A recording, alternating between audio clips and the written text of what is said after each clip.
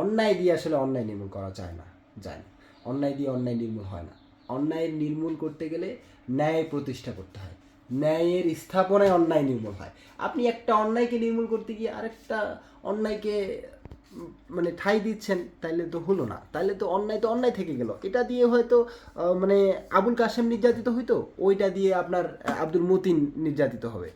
বিষয়টা হচ্ছে এরকম। কিন্তু এক শ্রেণীর মানুষ কিন্তু নির্যাতিত হইতে থাকবে। ঠিক আছে? তো মানে এই নির্যাতনের ব্যাপারটা থেকে আমাদের মুক্তি পাইতে গেলে আমাদের সার্বজনীন যে জীবন ব্যবস্থা, এটাকে আমাদের মানে জাতীয় জীবনে প্রয়োগ করতে হবে। ঠিক আছে? আমরা যতই বলি গণতন্ত্র, সমাজতন্ত্র, একনায়কতন্ত্র, হ্যাঁ, আসলে এইগুলো কিন্তু সার্বজনীন জীবন ব্যবস্থা না। আপনারা যদি একটু মানে আউট অফ বক্স চিন্তা করেন, একটু যদি মানে যৌক্তিকভাবে চিন্তা করেন, ঠিক আছে, আপনি একটা শ্রেণীর মানুষকে মানে শ্রেণীভেদ করে দিলেন। গণতন্ত্র মানেই তো বিভাজন। তারা বলে গণতন্ত্রের সিস্টেমে যে একটা বিরোধী দল থাকা লাগবে।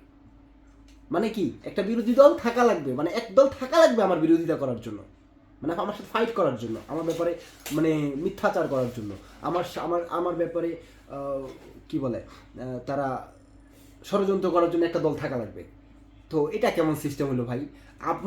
আপনি সিস্টেম তৈরি করে দিচ্ছেন, একটা সিস্টেম যেখানে সিস্টেমটাতেই বলা হচ্ছে আমার একটা বিরোধী থাকা লাগবে, আমার একটা বিরোধী পার্টি থাকা লাগবে। তো তাই যাই হোক, তো আমাদের এই রাজনৈতিক চর্চার, এই গণতান্ত্রিক চর্চার আমরা ফল দেখতে পেলাম। যখন একটা আব্দুল মতিন ক্ষমতায় থাকে তখন আব্দুল কাসেম নির্যাতিত হয়, আবার আব্দুল কাসেম যখন ক্ষমতায় থাকে তখন আব্দুল মতিন নির্যাতিত হয়। তো এরকমভাবে আমাদের এই রাজনীতির যে চর্চা, এটা আমরা বাংলাদেশ স্বাধীন হওয়ার পরে আমরা যখন থেকে গণতান্ত্রিক রাজনীতিক ব্যবস্থা যখন আমরা আমাদের জাতীয় জীবনে আমরা প্রয়োগ করছি, তখন থেকে আমরা আসলে যদি ভালোভাবে লক্ষ্য করেন, কোনো সময়ে কোনো সরকারের আমলে কোনো মানে